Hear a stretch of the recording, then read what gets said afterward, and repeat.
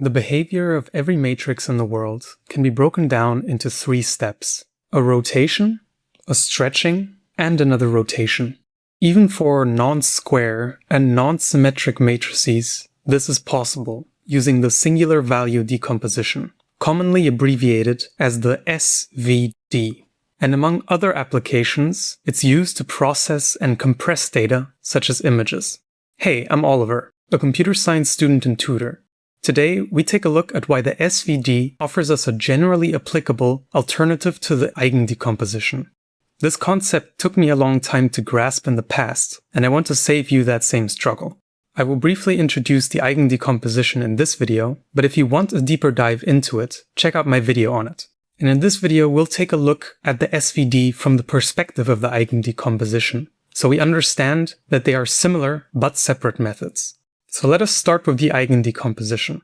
It allows us to describe certain linear transformations as separate operations, as I introduced in the beginning: rotation, stretching, and rotation. Now this example here does not represent an eigendecomposition because the rotation we do in this first step is not the direct opposite of the rotation we do in this last step. The eigendecomposition has the form U lambda U transposed.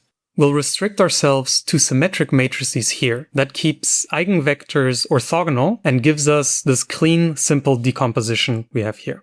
This means that a matrix A can be decomposed into a rotation U and a stretching lambda, and this U transposed is the rotation back. So if U is this rotation here, U transposed would be this rotation here. So it's a method of decomposing our matrix A, but now because we have this form U on the left side and U transposed on the right side, both of these having to be square matrices to be rotations, this limits us to a symmetric case, namely that we rotate in the first step and the last step by the same amount in opposite directions. But transformations are not always in this clean format. They're not necessarily symmetric, and they're not necessarily square either. Most of the data we see in day-to-day applications are rectangular or just plain messy. And in that case, we may no longer have orthogonal eigenvectors or even enough eigenvectors to begin with. So for us to even do this decomposition, we require that our matrix A has enough unique eigendirections that even allow us to make this decomposition. And exactly in this case, when our matrices are no longer clean or square, that's where the singular value decomposition kicks in. So now let us compare the eigendecomposition with the singular value decomposition.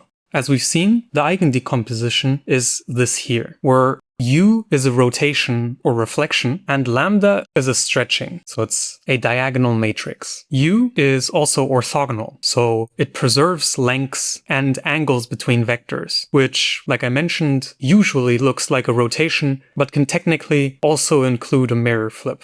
We'll just call them rotations here for simplicity. The singular value decomposition also divides our matrix A into three distinct matrices, where we have on the left-hand side and the right-hand side rotations, and in the middle a stretching. The difference is now that we have different rotation matrices. So where before U and U transposed would be a rotation to and then a rotation from with the same degree of rotation, for the singular value decomposition, this does not have to be the case.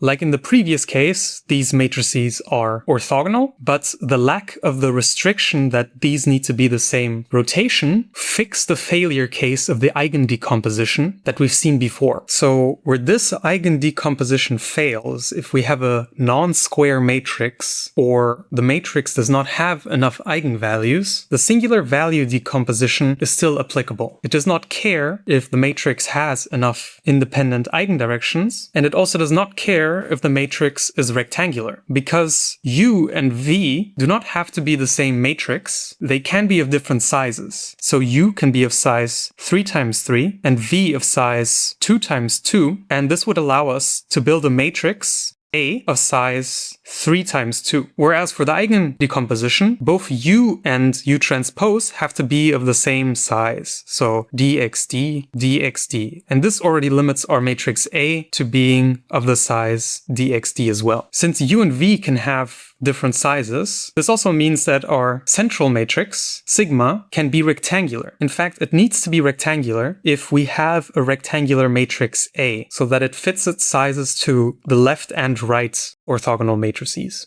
So while the eigendecomposition can only tell us something about transformations that go from one n-dimensional space to that same n-dimensional space, the singular value decomposition does not have that limitation. We could look at a matrix that takes a vector from 2-dimensional space and maps it onto one in 3-dimensional space. Now, I will not sketch this because it gets a bit messy drawing in higher dimensions, but the singular value decomposition allows us to interpret what such a transformation does. And precisely because the matrices U and V are independent, so their sizes do not have to be the same, the singular value decomposition can handle rectangular data, like a list of 1,000 users and 50 movies. For example, if we had data of what users like what movies. In that case, we would have 1,000 times 50 matrix, which our eigendecomposition cannot process. So it cannot tell us about the interesting directions within this data. But the singular value decomposition does allow us to do this. The input and output directions are allowed to be different, which is exactly the freedom that lets the singular value decomposition describe any shape, even if it's not square.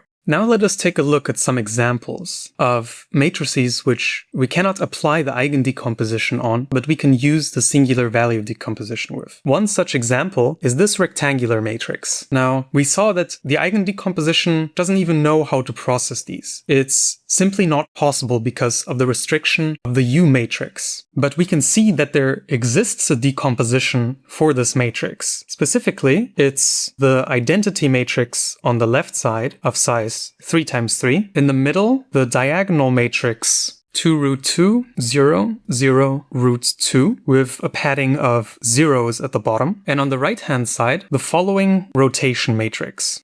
So this is our U matrix, this V transposed, and this sigma. Now, let's do this multiplication. So first, on the left-hand side, we have the identity matrix. So this does not change anything in the multiplication, and we can disregard this and focus on what we have on the right-hand side here. I will pull this term forward first, so to the left, and then do this matrix multiplication. So we have this row times this column. So 2 root 2, then this row times this column, 2 root 2, and the same with this row here. Root 2, negative root 2, and the last one is just 0, so this gets disregarded. And then pulling in this term, we see we get exactly the matrix from the beginning. And you may notice that if we simply added a negative 1 term to this matrix, so multiplied it by that number, and did the same with this matrix, so adding a negative sign here, we would get the same output. And in fact, there are infinitely many singular value decompositions for a matrix. There are certain conventions so that we only consider one of those as the true singular value decomposition. But if you can write such an orthogonal matrix times a diagonal times an orthogonal, with this diagonal matrix being a 0 extended one, then this is our singular value decomposition.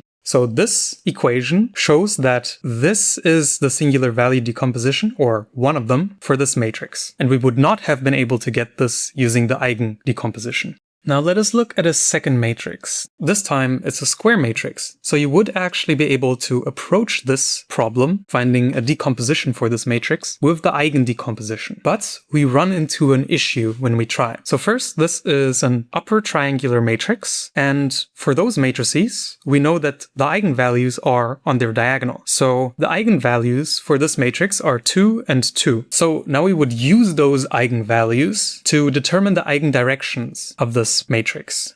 Now I will skip this step here for reasons of time, but we will find that for the eigenvalue 2, which is the only eigenvalue we have, even if it appears twice, there's only one direction, so one eigendirection. And because 2 is the only eigenvalue, this means that this matrix has only one eigendirection. However, for the eigendecomposition, we would require it to have two eigendirections, because our matrix U is composed of eigenvectors. And so if we only have one eigenvector, the matrix we would build using it would not be orthogonal. But again, we will see that a singular value decomposition exists for this matrix. This here is our singular value decomposition for this matrix. Again, we can solve for this, pulling the factor 1 over root 5 forward, and then multiplying these three matrices with each other. We get a factor of 1 over 5, and multiplying the first two matrices, we get this, and then multiplying again, we get this. Dividing by 5, we then get our matrix 2, 3, 0, 2, the matrix we started with. So this shows that this is a singular value decomposition of this matrix. And again, because we didn't have sufficient eigendirections, we did not manage to create an eigendecomposition for this matrix. But our singular value decomposition does not care if we have enough eigendirections, and always works. And that is why it's such a powerful tool. So again, symmetric matrices rotate, stretch, and then rotate back, with this last rotation having to be the direct opposite of the rotation we had in the first step. So this one would not count. And exactly such a case breaks that decomposition method. And another way this breaks is if we have non-square matrices, because in that case, we also cannot have the same rotation here. The singular value decomposition fixes this by letting the rotations be different and by letting sigma be non-square. And the stretch factors in sigma tell us how much each direction actually matters, how much scaling each of these actually contains. So the directions contained in these matrices. And removing the directions with the lowest sigma value, for example, this one here, removes the least information, but reduces the size of the data needed for representation. This is exactly how image compression using the SVD works. We do this singular value decomposition, look at the singular values, so these on the diagonal, look at those lowest values and remove the directions corresponding to these lowest values. That which remains preserves the highest amount of information. Check out the whole linear algebra playlist here to deepen your understanding of other linear algebra concepts. Or check out this video where I tell you how computers can learn rules from data automatically, rather than having to be written by hand. Consider subscribing if you found this video helpful and would like to learn more. And as always, thanks for watching.